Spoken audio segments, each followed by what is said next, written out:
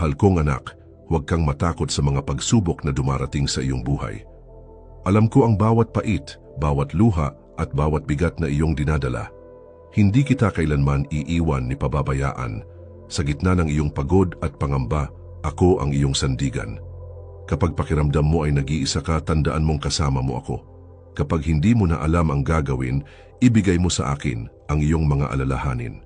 Ang aking pagmamahal ay hindi nagbabago, hindi nababawasan at hindi nawawala. Lumapit ka sa akin, anak. Pahinga ka sa aking piling. Ang mundo ay puno ng ingay at kaguluhan, ngunit sa akin, makakahanap ka ng kapayapaan. Ang iyong halaga ay hindi nasusukat sa mga pagkakamali mo, kundi sa aking pag-ibig na walang hanggan para sa iyo. Manalig ka dahil may magandang plano ako para sa iyo. Magtiwala ka dahil hawak ko ang iyong kinabukasan.